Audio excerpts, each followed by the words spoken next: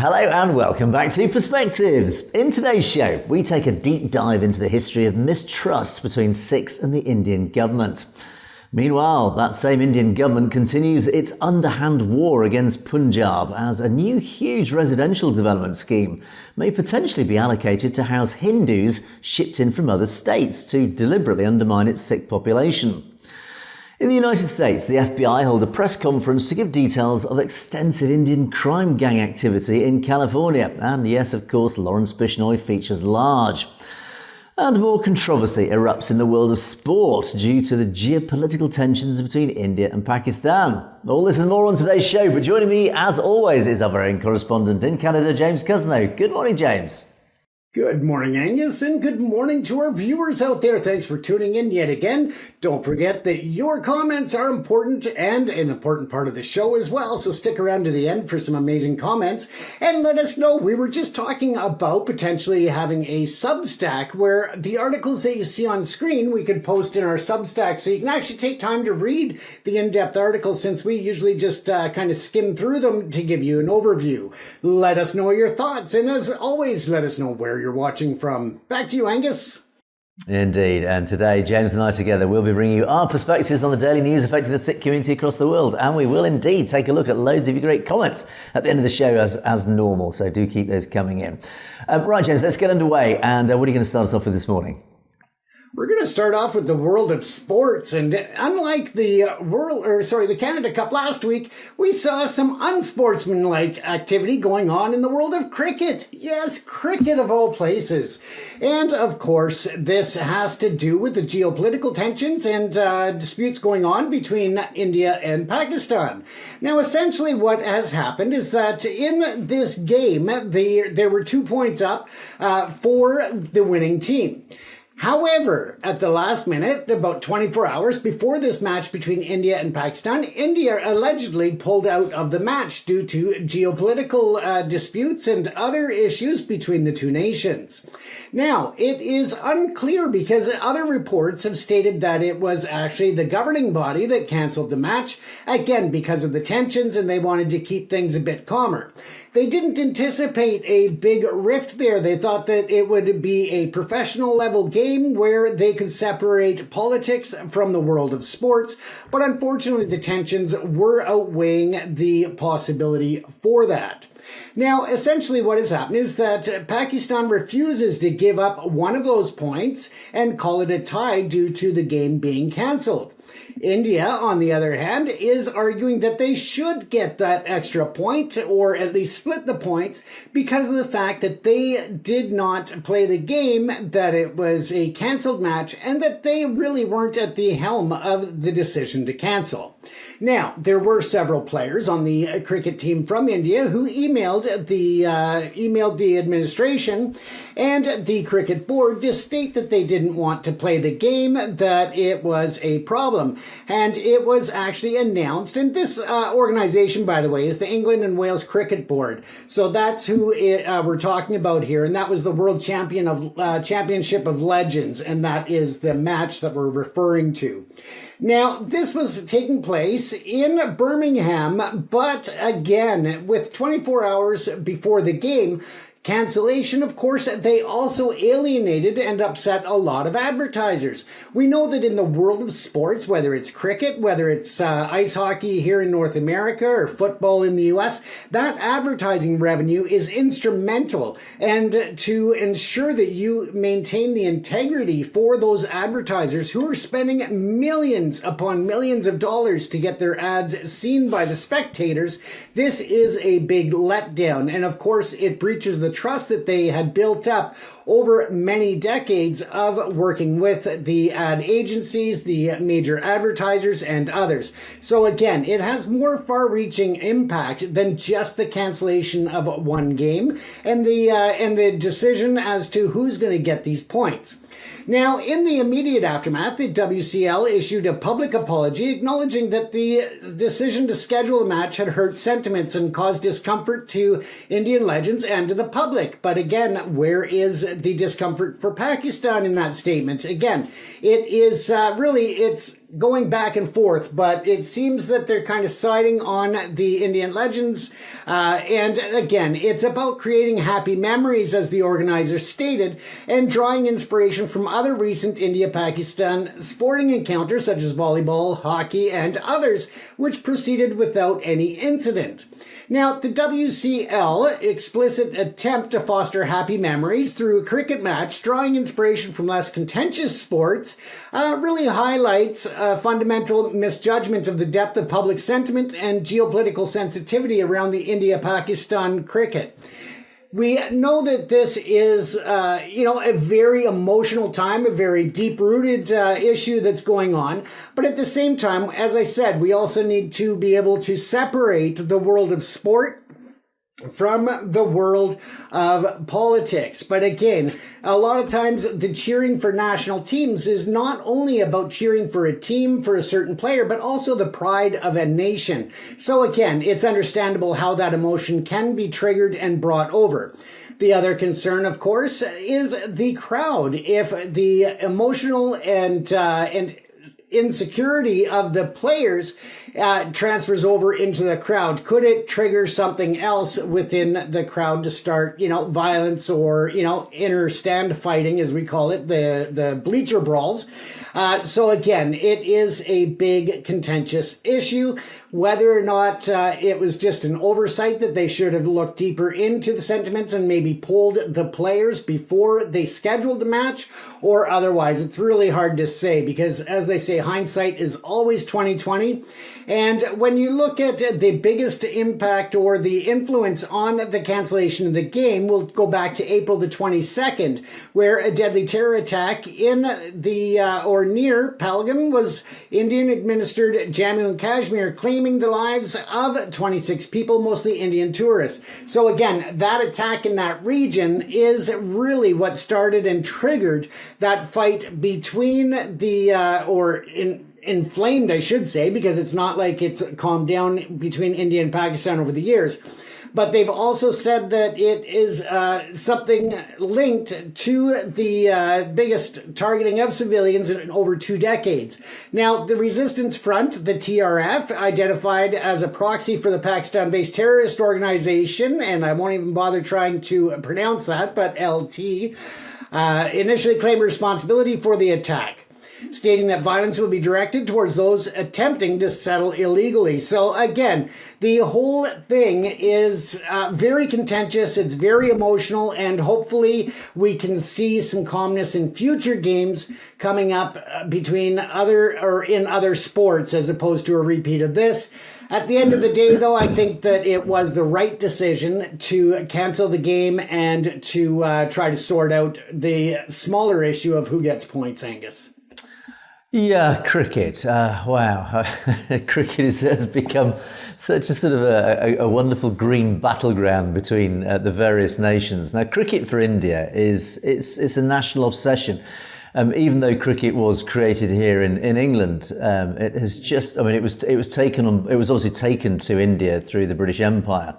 But India just fell in love with the sport, and they have just become, I would probably say, the most obsessively possessed nation about cricket. To them, it's become a religion almost. And clearly the most lucrative side of the sport, the side of the sport where most money is poured into and focused on, is in India. And as I say, it's just become massive, multi-million, probably even billion-dollar business in India. So it matters. It obviously matters to the people of India. The numbers involved in Indian cricket are just vast. Of course, it comes from a vast population, but a large part of that population are obsessed with cricket. The numbers that go to attend the games are just mind-blowing. In England, it's a big sport in England. It is, I suppose, technically our summer sport. But actually, the numbers that support it are not huge. Compared to football. Football, I guess people say, is our national sport. Cricket sits a little bit lower down. It is of interest in England, but it is nowhere near of interest as it is in India. And likewise, Pakistan. Now, the population of Pakistan is dwarfed by the population of India, so, but proportionally, cricket in Pakistan is a very, very significant sport. So, of course, when you get India versus Pakistan, both nations obsessed with this game, it is always seen as some sort of proxy battleground, even though it's not a physical, it is not a physical battle in terms of coming to physical blows with each other. They certainly beat 10 bells out of each other with a cricket bat and ball. And so, of course, every time that India meets Pakistan, it is always an occasion that is usually quite spectacular because so much passion from both sides appears on the pitch. And of course, when the things outside the game reach a bit of a head between the nations, and certainly this happened when the nations went to war, and literally when they went to war, of course, that's when the only time the cricket games were cancelled. But certainly when tensions rise, like recently with the Pahalgam attacks, then of course the cricket matches are seen again as some sort of proxy avenue to vent each other's nation's anger and vociferous aggressiveness against each other. So, and it is likely that the England and Wales cricket boards did sort of take a bit of an objective view on this. They thought, okay, let's just calm tensions down, because of course it's not just the 11 players on each side on the pitch that are facing each other with mounting levels of aggression. It is, of course, primarily the fans. It's the fans that fill the stands in Edgbaston, a wonderful ground. I've been to Edgbaston. And of course, the ground around Edgbaston, Birmingham, in our Midlands area, has a very, very large diaspora community of both Indians and, of course, of Pakistanis and of course, Sikhs as well. And Muslims. I mean, in fact, Birmingham is actually one of our most multicultural cities. So there is absolutely no doubt that this match between Pakistan and India, held at Edgbaston, would contain a crowd that would be fizzing with energy and possibly aggression and possibly just this need to vent their frustration after the Pahalgam attack on both sides, really. So, it's a tough one, but yeah, it's always very interesting to see. And of course, it's very easy for us to say, look, let's just keep the politics out of sport. The problem, of course, comes it's very hard to separate politics from sport when the crowds are particularly fired up by politicians. Their national pride, their national zeal is always driven by political events. Unfortunately, that's just a sad fact of life. So, yeah, as a huge cricket fan, I find it very sad that that games are affected by international politics. It's inevitable, James, but let's hope one day the cricket gets back to the wonderful sport that it is, and the teams can shake hands and play a damn good game together against each other. See, and maybe actually sport could be a solution to geopolitical strife around the world. But instead of cricket, we look at ice hockey. There's speed, there's skill, there's finesse, but there's also fighting. You can get on the ice, you can play the game, you can kick the crap out of each other, and at the end of the game, oh, hey, hold on, we'll put the world leaders, the presidents or prime ministers, we'll make them the goalies, and then at the end of the day, whoever wins the hockey game and the scrapping on the ice, hey, there you go. It's all over. Go have a beer, calm down, and work it all out. Let everything be forgotten. So, hey, maybe there's something to be learned there. You know, I know it worked for us as kids when we'd have a difference. We'd be out on the sport field and that together. Afterwards, we might get into a fight with somebody, but hey, the next day it's over with. We're back on the sports field playing great together on our own team. So maybe sports can teach the world something. Who knows? But with that said, of course, speaking of world leaders, Angus, let's take a historical look at the mistrust between India and the Sikhs and the government of India. Now, a lot of people, unfortunately, think that it is just the BJP and Narendra Modi that has caused this major distrust and this major discord between the two. But unfortunately, it's not the case. This actually goes back many generations, and it has not been something that governments have really felt the need to work on. There has been some window dressing by Narendra Modi in recent years to try and give a public opinion that they are working to not only improve relations with the Sikh community, but all minorities. But we know that a lot of that, as I said, is window dressing. Now, the relationship between the Sikh community and the Indian state has been marked by periods of profound tension and mistrust stemming from historical grievances. Now, that predates, as I said, the current administration, and it goes way back. Now, some people may take a look at it, as a need for Sikhs to have the distinct and ethno-religious group primarily concentrated in Punjab that, of course, predates even 1947 partition, where the promises of that partition went muchly ignored or brushed aside by the government. This included, of course, as we've spoken to in great depth, Angus, we've talked about the identification of Sikhs as Hindus within the Constitution, which couldn't be farther from the truth, and is seen as even more of an insult to the Sikh community. Now, this is really a part of not only the current state of Punjab being, called for that to be split off and referred to as Khalistan, as a completely sovereign and independent state, but also just to look at where the religious and cultural differences are between the different groups. Now, following 1947, of course, we also know that a lot of the Sikhs lost their ancestral farms, their homes, their properties, and of course, they lost sacred shrines, in West Punjab, which is now part of Pakistan. They resettled in India only to face marginalization when it came to employment, education, politics, all of these different areas. And despite the significant role in the independence struggle, assurances given to Sikhs regarding the recognition of their distinct faith and identity were excluded, as I said, from that Indian constitution.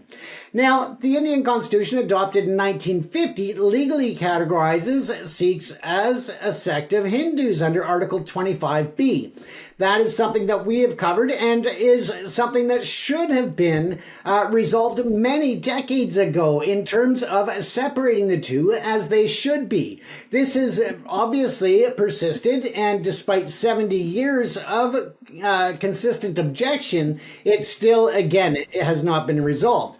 Now, this legal submission or subsumption extends to personal law matters such as marriage, where Sikhs are required to register the marriages under Hindu Marriage Act of 1955, effectively replacing the tradition of Anand-Kharaj Act of 1909. So it has very deep and rooted ignorance towards the Sikh principles, their culture, and their history. And again, that is just one of many reasons why that needs to be corrected. Now, you can go back and look at different parts of the crackdowns against the Sikhs by the India government and their attempts to identify the Sikhs as separatists, as trying to break up the nation and therefore are a threat to the national security of India, and all of these other false narratives that the India government has tried to press over the decades.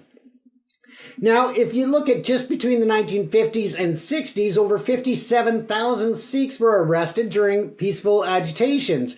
And what really adds to that is the number of people who died. There were the different political demands that were spoken by the Sikh people and others in Punjab, and the government cracked down. So we know about 1984, we know about 1985, we know about things that happened within the 80s and the 90s. But even if you go back to the 1950s and 60s, tens of thousands of Sikhs were either beaten, they were killed, they were raped, the amount of violence, even going back to the 50s and 60s, is just atrocious and really is something that still has not been forgotten and should not be forgotten.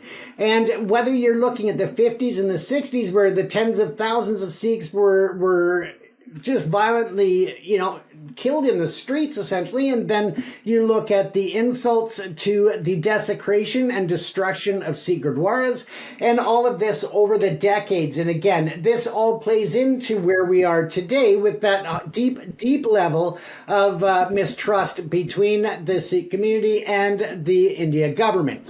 So again, this just demonstrates that it goes way back, way beyond the 1980s and 1990s, and shows that it really is something that's been going on for decades, if not almost a century now, and it needs to be resolved. But I just thought that was important because a lot of the viewers that we have, Angus, a lot of them may not realize how in depth or how far back this goes. A lot of people are focused on 1984 and the genocides of the 80s.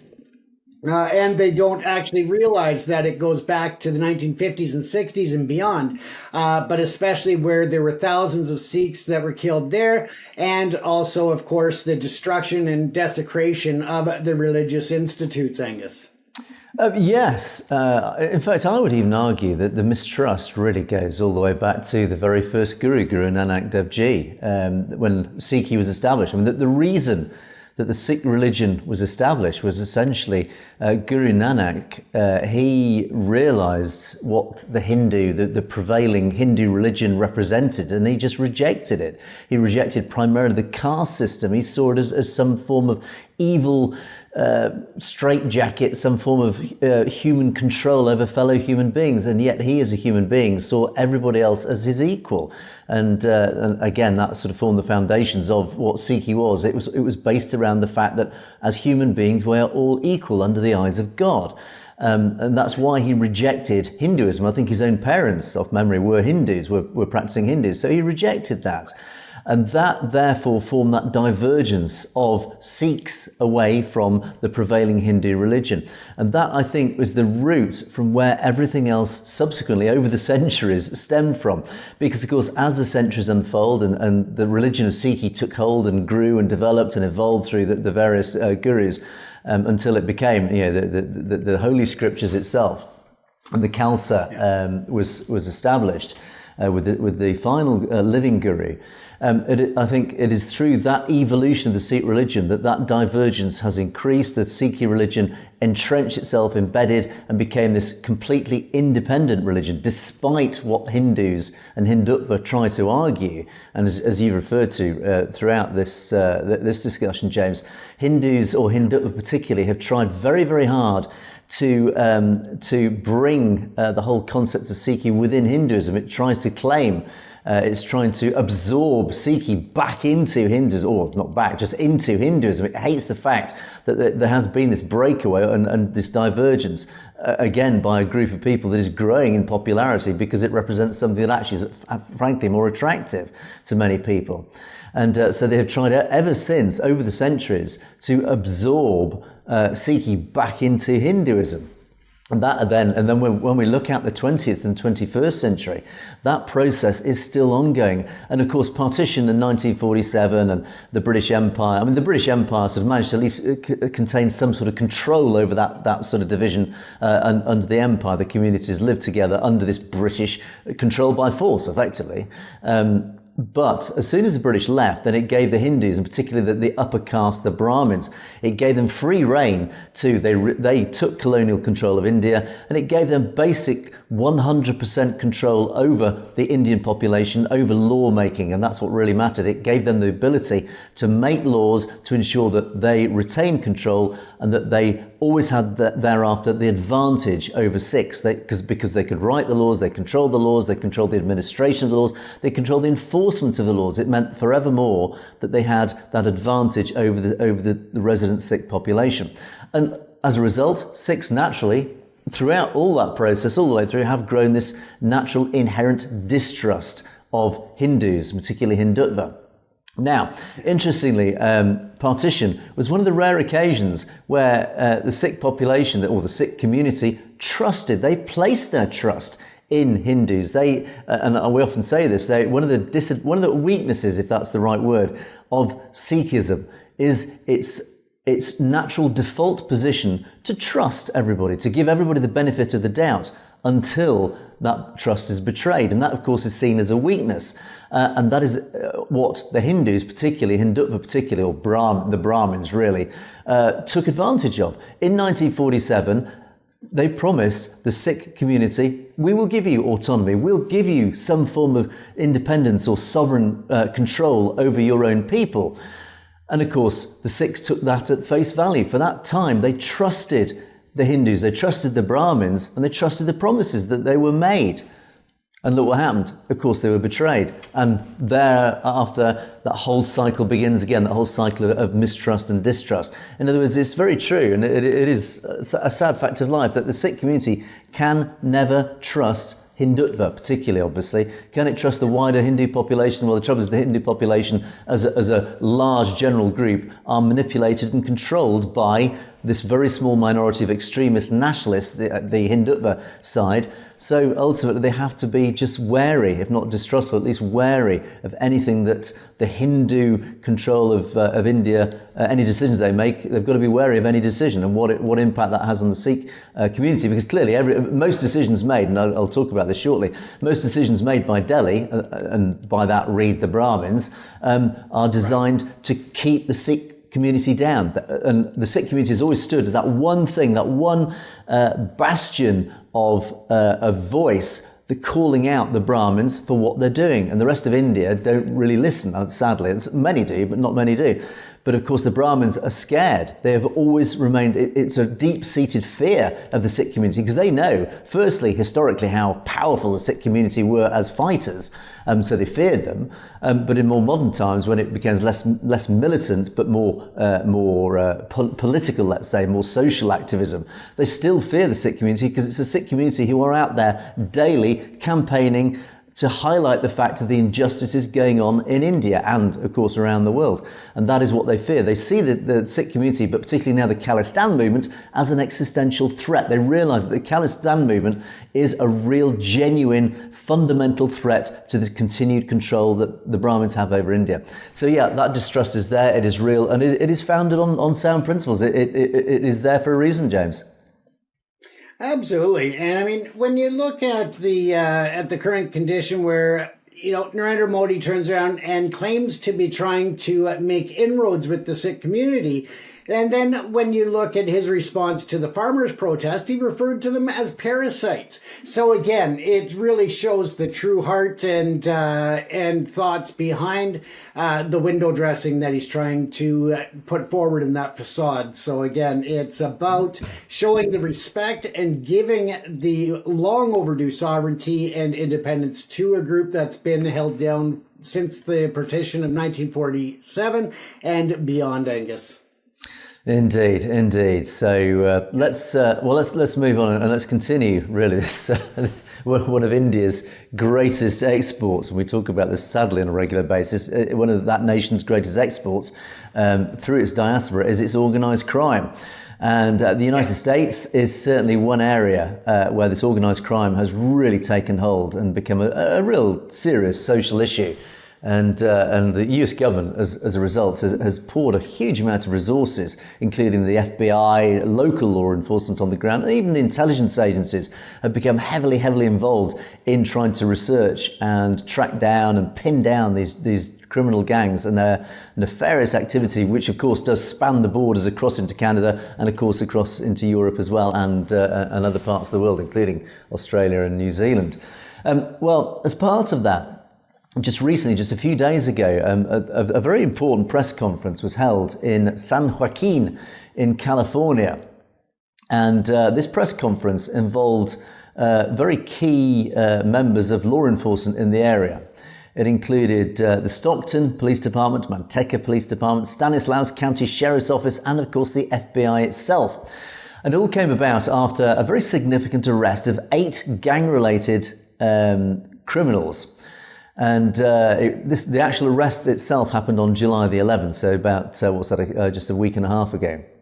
But they arrested 8 suspects charged with some very serious crimes, including kidnapping, torture, gang enhancements, and of course anything to do with firearms, dozens of offences to do with firearms. I mean, the charge list is enormous.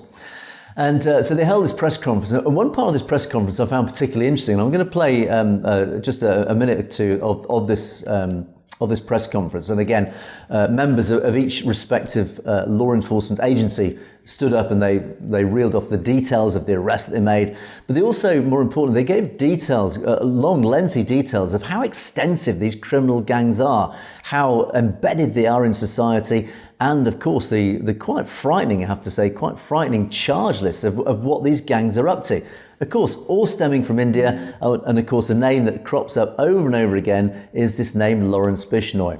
And again, James, we've talked a lot about Lawrence Bishnoi, but anyway, this let me play. This is a short excerpt from this long press conference. This is Sid Patel. Sid Patel is the special agent in charge of the FBI Sacramento's field office. So he is basically the man in local California. He looks after FBI's interests in California. Sid Patel. In fact, earlier this year, FBI and ERO arrested other individuals involved in similar criminal activities, including Gurdev Singh, aka Jasal, a good friend of the main target here, Pavitar Singh. He was arrested in Stockton on March 25th. Gurdev is the leader of a criminal organization and wanted in India for charges including murder, weapons offenses, and rocket-propelled grenade, RPG, attacks on police stations in India. Harpreet Singh, another individual, aka Happy Pasia, was arrested on April 16th in Sacramento. Harpreet, or aka Happy, is wanted in India for charges including attempted murder, homicide, grenade attacks, and violent activity against police stations and politicians in India. Anmol Bishnoi, he was arrested in November 2024 in Lincoln, Nebraska. Anmol, that's A-N-M-O-L, is wanted in India for homicide and extortion and is believed to be responsible for the death of Sidhu Moosewala. He's a very prominent and popular Punjabi singer, was. Anmol is the brother of Lawrence Bishnoi, the leader of the Lawrence Bishnoi gang. Very violent, prominent gang.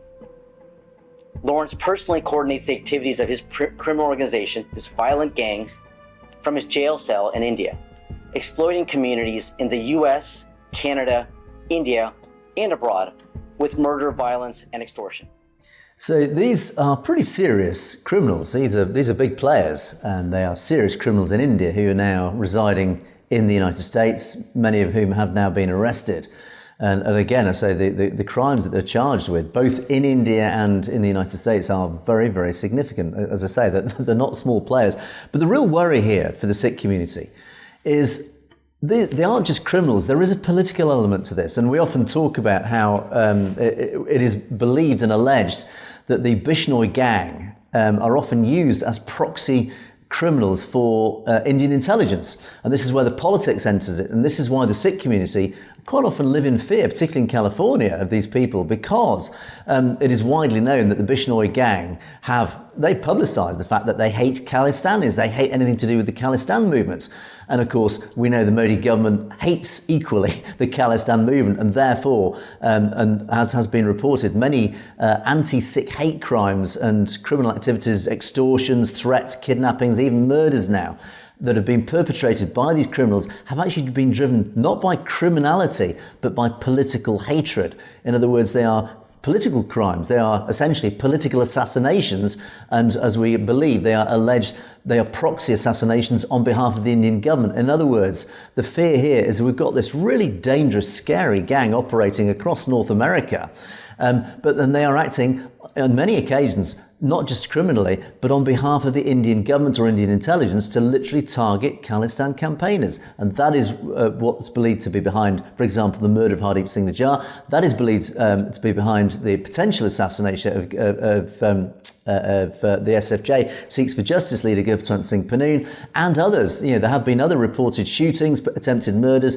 of Khalistanis, and it is believed, again, from this community, this gang controlled essentially by Lawrence Bishnoi back in his Gujarat prison cell. So there you go, James. It is extensive. It's an arrest of 8 very high-profile players by San Joaquin police. But clearly, the problem is deeply embedded in North American society.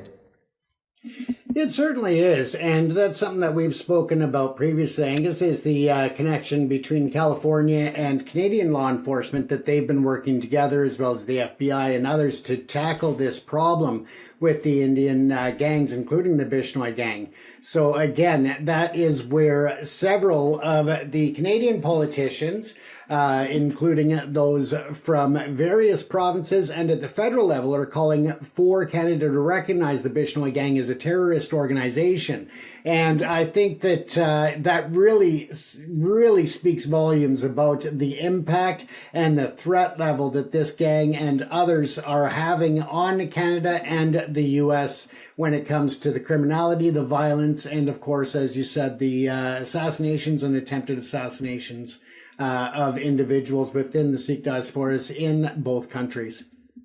Indeed, and at least I suppose the silver lining in all this story is that the FBI are well on it. They know who these people are, and they are tracking them down and closing them down day by day. So full force the FBI and US law enforcement. But let's move on now to the Punjab, and I want to talk about. I mean, another area that we often refer to is the demographics of the Punjab, which primarily was Sikh dominated, but a very clear policy, an agenda on behalf of the Delhi government, and particularly from the RSS, the Hindutva extremists.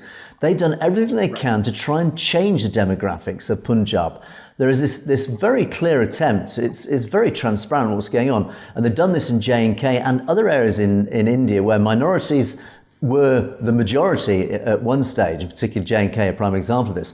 They're doing their best to dilute the situation. They are trying to deliberately pour in Hindus from other states to therefore weaken the indigenous democratic voice of, in the Punjab, the case of the Punjab, the Sikhs. Likewise in J&K, they're trying to do it with the Muslims. They're pouring Hindus into Islamic areas to do the same process. So in the Punjab, there is a very clear policy to try and colonize effectively, to bring in Hindus from other states into the Punjab so that the Sikh community becomes less and less proportionally speaking, and likewise their democratic voice reduces. In other words, politically, in the normal process of democracy, when it comes to election times, is that the Hindu voice grows as the Sikh voice reduces. And that is a very deliberate policy on behalf of, let's say, these Hindutva extremists. And the evidence is everywhere. And recently, just over recent days, one case that's been brought up as, I have to say, quite a concerning one.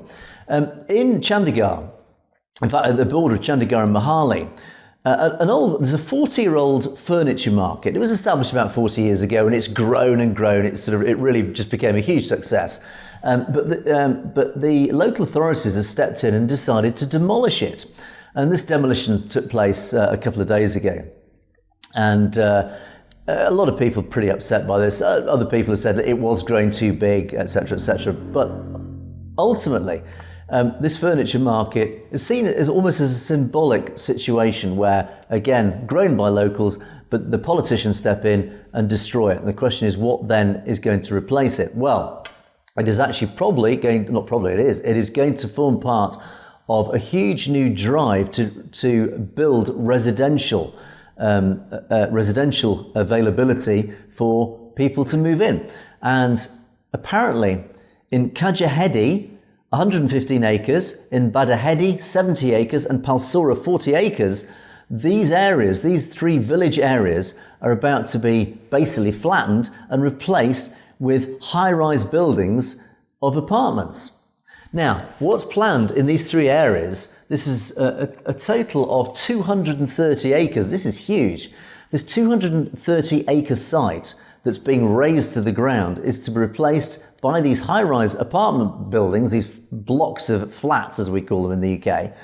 It's going to contain between 25,000 and 30,000 apartments, accommodating 1 to 2 million people. Now, that is enormous. Now, a population of 1.4 billion of the whole of India, it's not that significant. But in the Punjab, particularly in this area, it is significant. What happens if 2 million of those bed spaces were taken up by Hindus? Not by Sikhs, but by Hindus. Suddenly, you've increased the proportion of Punjab's population by 2 million Hindus. So you scale this up across the whole of Punjab. Again, this is an ongoing policy right across the Punjab. You can see where we're going with this. Again, it's this colonialisation of the Punjab by Hindus from out of state.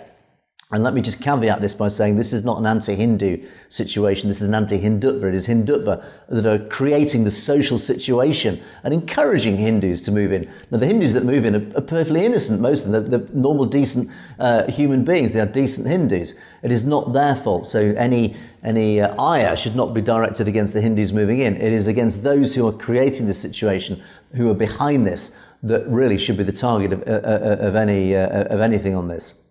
And of course, the comments filling across social media now, as people have said, look, they're making arrangements apparently to settle the people of Uttar Pradesh, Bihar and Himachal Pradesh. So in other words, they're relocating people from other states into the Punjab. The question is why? Well, we know why. There is belief that they could come from Gujarat. Of course, Gujarat, the state of Narendra Modi and many of his cohorts. And as people said, this is part of a deliberate, larger demographic change. Yes, it is indeed. It is designed to change the demographics of Punjab away from the Sikh advantage towards Hindutva advantage. And as people said, it is a colonization. It is diluting the Sikh Punjabi voice. It is essentially what we call in the UK gerrymandering. It is designed to change the voting base of the Punjab. In other words, they're gaming the democratic system. They're gaming it so that the Hindu voice becomes more powerful than the inherent indigenous Sikh voice. And as someone said, Delhi's central government is earning money by selling Punjab. They will not speak, but they will be happy. Punjab is getting weaker and their own brokers are also involved. And in other words, there is an accusation here that even Punjabi Sikhs are getting rich. Some individuals are getting rich by doing this. In other words, they're looking after themselves, their own selfish interests, but at the same time, they're selling out the interests of the wider Sikh community. And that is a fear. Now, I just want to finish this one off by an interesting comment by Surinder Singh, our very own Surinder Singh on Satellite TV. He covered this story, I think, yesterday. But his angle on this was actually completely 180 degrees different. He made the following comment: arrangements, can't you see, arrangements are being made for Khalistanis to return to their homeland. This is deep. Think carefully about this. Construction of business complexes and residences are being arranged. So he's actually interpreted this in a very, very different way. And this actually I do find quite interesting because actually, if you take a step back, firstly, there is this very obvious accusation that it is basically gerrymandering by the Indian government. It is colonialization by Hindutva to pour Hindus into the region. But ultimately, as and when Khalistan is established, it actually is going to need an awful lot of housing, an awful lot of infrastructure to house the millions of Sikhs returning to Khalistan. Because, of course, the diaspora Sikhs is full of the diaspora around the world is full of very large Sikh communities who said, look, if Khalistan is established, we can't wait to get back. That is our sovereign homeland. So there will be this massive influx of Khalistanis back to Khalistan when it happens.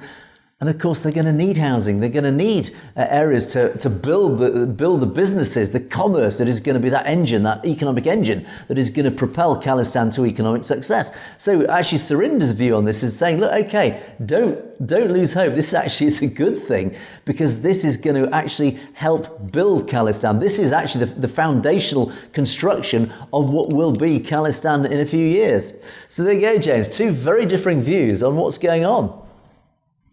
Well, and it's funny how, it's all about perception and how you're looking at it. And that's something that we've seen quite often is that, you can have the difference of opinions. Now, what exactly, which one is right, which one is wrong? Well, we don't know. They're opinions and everybody has one. And the beauty of it is when you can listen to each other's opinions and really form some type of a basis for what you believe is the end game here. And of course, we know that the end game a lot of times is to saturate certain regions so that the BJP can regain a majority government in the next election. We know that Modi had to lost a lot of ground on this most recent election, and therefore by bringing in and weighing down the vote, as you call it, gerrymongering, I believe is the term you used, Angus. And again, that is one way to manipulate the elections of the country, is by bringing in the voters where you were missing them in the last election. And also, I think that Modi sees just clearly that with the influx of support for pro-Khalistan supporters when it comes to elections and politicians, it really concerns him. So he wants to, again, further dilute that vote, Angus. And what really matters ultimately, and this is really where the focus needs to maintain, is on the establishment of Khalistan. Because once Khalistan is established, issues like this become less and less relevant in terms of certainly the demographics changes. Because as we often remind people, the whole concept of Khalistan is open to all, whether you are a Hindu, whether you're a Christian, whether you're a Muslim. But of course, if you're a Sikh, it is just ultimately, it is a sovereign nation for the Sikh community that will be run under the democratic principles of Sikhi.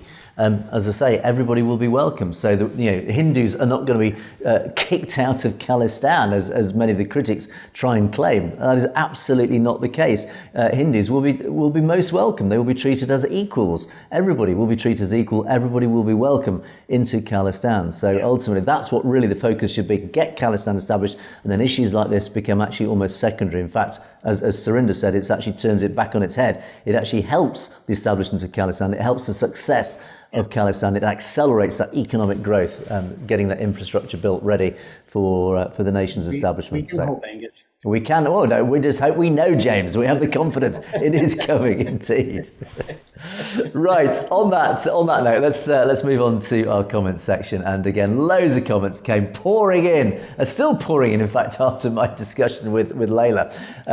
This may well be one of the last that we'll cover on that story. But it was a very interesting comment, and this actually again relevant to what we've been talking about. This is from Peace Lovers 11. This is all about how the Hindus, again, following the very similar methods that they're using against the Sikh people, they use very successfully, unfortunately, against the Buddhists. And Buddhism has almost disappeared from India. And as Peace Lover says, and this is all about how Hindus have tried to absorb any of their opposing religions, whether it's Sikhi or whether it's Buddhism. They've deliberately had a policy to absorb anything that they see as a competition, to try and weaken it and destroy it by absorbing it. This is exactly what they did with Buddhism. As Peace Lover points out, yoga originally was Buddhist, but now the Hindus are claiming it's theirs. Ayurveda came from Buddhist university, which they write in their books, and now the Hindus are claiming it. Buddhists were forced to stop practicing and merge them as Hindus. And likewise, even the Hindu holy book also makes claims following that Buddha is following evil, etc., etc. And he goes into great detail and all these examples of how Hinduism has basically stolen and absorbed parts of the fundamental parts of Buddhism into its own and then claimed it as its own. And as the comment wraps up, it says, look, we need to expose this because ultimately, of course, it's coming from the Brahmins, as Peace Lover points out. The real source of this agenda is, as always, it's this upper caste Brahmin elite. But the problem, as you rightly point out, is it's impossible to expose at this time because the victims are not in the power. It's the Brahmins that are in power. In other words, as we often point out, the Brahmins control the agenda, they control the narrative. So it's very difficult for anybody who's a victim of this, whether you're a Sikh, whether you're a Buddhist, whether you're a Muslim. It's very difficult to point out what's going on because you don't control the narrative. Certainly not in India, James. Absolutely. And again, it is all about that narrative, Angus, something that we talk about at length. But again, it's all about whether or not you want to fall into the narrative or if you want to actually look at the truth of it. Indeed. In fact, just one sentence that Peace Lover puts in there. Nepal was Buddhist and they put their Hindu statues and converted into Hindu temples. That just reminds me of Ayodhya, another example of Hinduism that's basically physically stamping down on Islam in India. Is several mosques have been destroyed and literally replaced with Hindu temples. So again, it is clearly a part of a wider agenda going on in India. Now, Amakara comments, and we had a lot of comments about this land pooling policy, James, that you talked about. Amakara like many people said, it's just a blatant government land grab, and it's just part of a long, dark history, as he rightly points out. Converting fertile land into urban areas wrong. And actually, this really, I think, is the worry about this, is that, any country that converts its fertile agricultural land into urban land is fundamentally concerning, because we need food to eat. It's a fundamental part of being a human being, and the less agricultural land that we have, the less productive land that we have to feed us, and that is worrying. And he goes on, as he rightly says, that his own ancestors, his forefathers, were granted land by even Maharaja Ranjit Singh back in the Empire days. What a heroic history that is! What a wonderful claim to fame for his bravery as a soldier back in Empire days, and blessed with Amrit by the great Jatadhar Akali Phula Singh at Harmandir Sahib. So, as you rightly say, a priceless legacy. Land is our identity, and this is really what it boils down to, James. Land is really what matters. Ownership of land, and certainly from the UK, we know that is born into us, because we live on a very relatively small island, so we know how valuable the ownership of land is. You start giving land away to anybody, you're giving away really the family jewels, as they say. That's right. Absolutely. And I mean, it's a huge value no matter where you are in the world, but especially within that region, that it is such, as you say, fertile ground. It is some of the best farm producing soil anywhere. And to really turn that into an apartment block or an industrial site is just, it goes against the environmental goals of the future, Angus. Yeah, and I think the important final sentence really says it, is for the battle for Khalistan. It's important that Khalistan is all about land. It's literally about geographical land ownership. And giving away land now is really going to weaken that negotiation when it comes to establishing the actual geographical borders of Khalistan. TC likewise follows the same theme. He sees it as a very divisive and, rightly say, suspicious land grab. And you sign off endorsing James's comment at the time. It's just basically a giant Ponzi scheme. And Pamathwal says it is very sad. Lots of farmers will lose their land. I think really that sums it up. I think the prevailing feeling across all the comments, I didn't see one single positive comment about it, James. I think the prevailing comments right across our whole comments board were, it's a bad idea. Yeah, and I think that to add to it, Angus, is not only the land that's going to be lost, but the culture, the history, and the traditions, I think, are really an important part of what's going to be gone as well. And moving on to our Critics Corner, which actually did make a sudden resurgence. In fact, this was after that same, after the Layla discussion, we had a sudden, it must have gone viral across parts of India or something, because we suddenly had a surge of critics entering their comments, which is always fun to read. And Singh, OW4IQ says, yes, Khalistan is possible either in Canada or UK or in imagination, but never in India. Well, Jai India, mate, we've been down this road 100 times. We've talked about it 100 times. It is going to happen, whether you like it or not. You can be in denial. It is coming, I'm afraid to say for you. But happy as Larry, this is an interesting comment. There will never be a Khalistan. I'm a Sikh.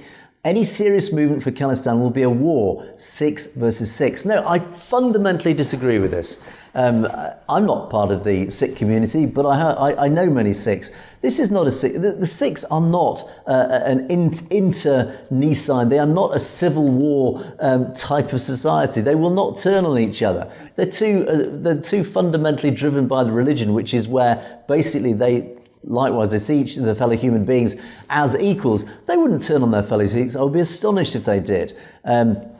Tell me otherwise. But ultimately, the drive for Khalistan is not about Sikhs versus Sikhs. It's quite the opposite. It is about uniting the Sikh people, the Sikh community, and uniting it to say to the outer world, this is who we are as a people, as a united people, and Khalistan basically is fundamentally our own sovereign land. Again, as we keep saying, it goes back to the Sikh Empire. This isn't about turning Sikhs against Sikhs. If you disagree as a Sikh about Khalistan, that doesn't make Khalistan wrong. It doesn't mean you should turn against your fellow Sikh. It just means You have political differences. It's not about a war, it's just about disagreement, but it's all about fundamentally democratic disagreements. This isn't about anything more than a political argument. You know, we don't go to war. In my own family, we have different political views. For example, I know one member of my family is diametrically opposed politically to my beliefs, and we argue about it, but it's not a war. We respect each other's right to have differing political views. That's what it's all about, Happy as Larry. I think it's very sad that you actually think it is a Sikh versus Sikh war, effectively.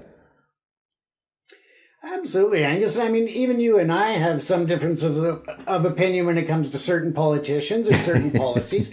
But I think that's great because we also have such a great respect for each other that we listen to each other's opinions. And maybe I learn something, maybe you learn something. But that's what it's all about. It's about listening to the differences of opinions, learning from it, and either accepting that they are differences and agreeing to disagree or whatever the case is. But I think that that's an important part of what we do is that we get along great, and yet we may have difference of opinions politically, but it doesn't mean that, that we can't get along, and it doesn't mean that we're going to start throwing, well, I guess since, I'm in Vancouver and you're in London, it's hard to throw staplers across the room, but but you get the point. It's all about respecting everybody's opinion. And again, I mean, you look at the Khalistan referendum, people are not going there just to vote yes. People are going to vote whatever their heart tells them and whatever their mind tells them is right for them as individuals.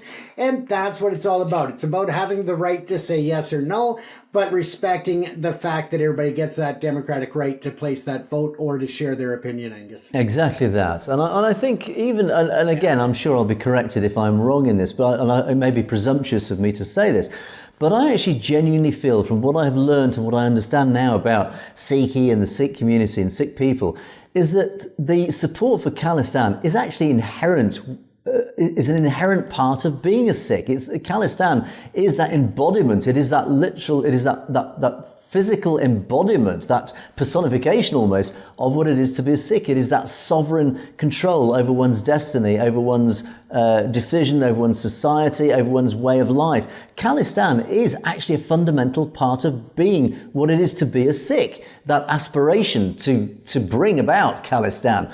And I think if you're against that, I wonder if you are indeed betraying the actual fundamental principles of being a Sikh.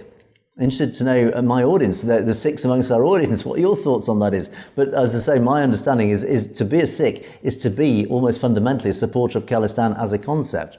Anyway, JK, paid journalist talking bullshit without any facts. So really, well, as we always say, if we are talking BS, explain what facts that you claim are not facts. In other words, correct us where we're wrong. All we do is try and bring you the truth and bring you the facts. If you disagree with it, prove otherwise. Tell us where we're going wrong. Tell us the facts that we're getting wrong.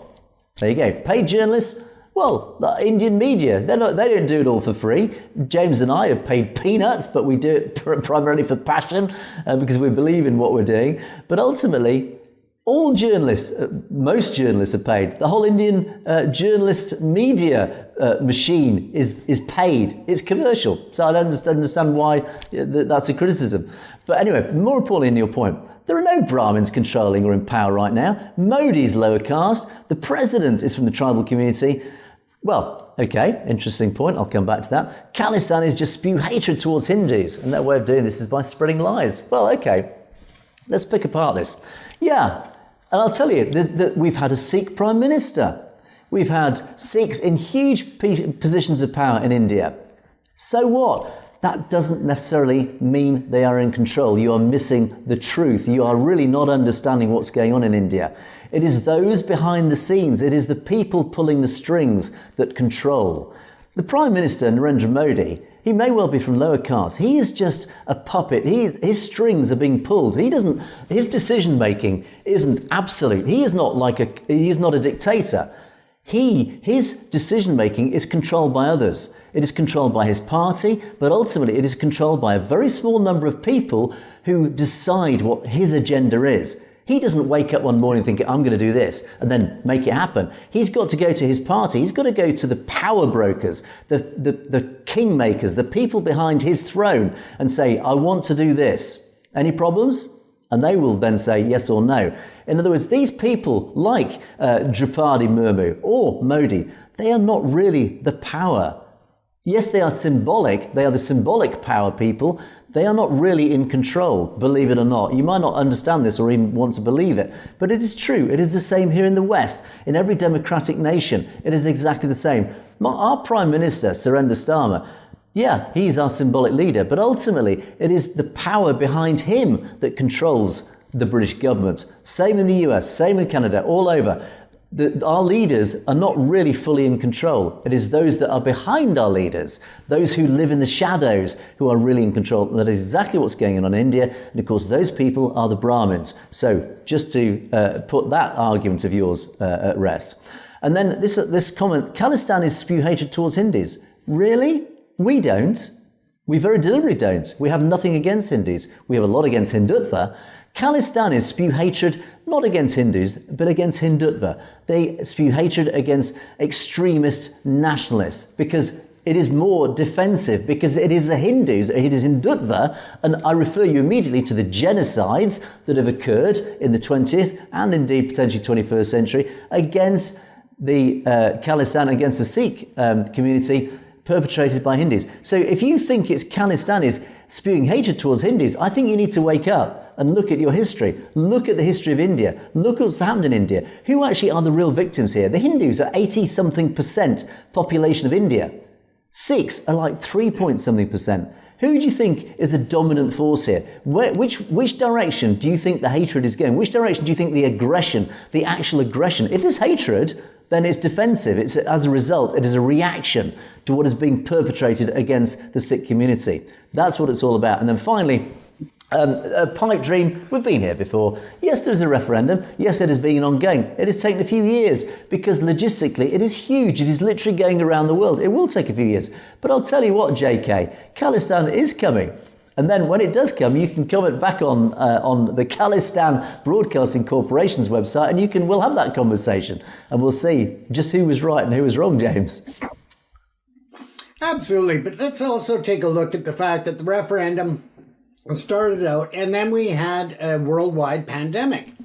Put everything on ice for several years, and then it takes time to build that momentum to be able to schedule the votes. Let's not forget that the Khalistan referendum has brought in third-party international monitors for the referendum vote, so they can be monitored and regulated by the international community. That this way it is a third party that's going to verify the legitimacy of the vote and the election. So they also have to schedule with that governing body. It's not like you can just say, oh, let's go next week and have a referendum in the middle of Winnipeg. It takes time to regroup and to reschedule and to organize all of this around the world. It is, as Angus says, a massive, massive endeavor. And again, when you throw into the mix the pandemic, it definitely explains why it has to be delayed from that start, and now it's getting close to the end of the votes. And let's not forget, next month in Washington, D.C. Indeed, and thank you, JK, for your comment. But I would say there's a deep level of naivety in this comment, and I understand what the point you're saying. But ultimately, when you say there are no Brahmins in control, of course the Brahmins are in control. All they do, and this is how they operate, and this is how they operate in the West, the ruling elite, let's say, the hidden people behind the shadows, this is how they do it in the West as well, is they give these crumbs of power to people who are not part of their inner circle, let's say, and these people become their advocates, and it gives them the illusion that, let's say, a lower caste Modi it proves that the caste system doesn't exist in India. It proves that the Brahmins aren't in control. No, it doesn't. Of course it doesn't. That's the naivety, and that's what people need to wake up to that. So anyway, but thank you to the three of you for your critical comments. Much appreciated. Absolutely. And then final page, Tony Singh starts off with very good journalism, thanks. Well, thank you for that. Yes, indeed, we're not BS facts, as previously stated. We like to think we do bring you the truth, James, do we not? Yes, we certainly do, Angus. And Majid Tiara says, God bless you all. Well, God bless you all, our audience. As we keep saying, we couldn't do this show without you. So absolutely, as we always do, we turn these straight back on our audience and we say absolutely the same to you guys. Karnel Singh says, you give very good news too. Khalistan sovereignty will happen in 5 years. Thanks, Mr. Spokesman, sir. Well, thank you for your comment. Khalistan Zindabad, Sukha Singh says, yes, absolutely, James. We are of the belief, absolutely, as many people are out there now, we are getting closer to Khalistan. And despite what the critics say, despite them, so many critics trying to claim it's just a dream. Yes, it is a dream, but it's a dream fast becoming a reality, James. Absolutely, and let's have that Khalistan referendum in India. Let's make it happen.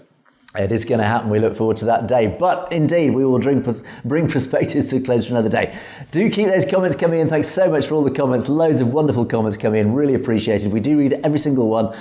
So do keep them coming. Don't forget you can message us directly at message@sutlejtv.com on anything you'd like to bring to our attention directly, as many of you have done. Thank you for that. But that is it for another day. Thanks so much for watching. It's a goodbye from me. It is a goodbye from James. Stay safe, everyone. You have, of course, been watching Perspectives. We will see you next time.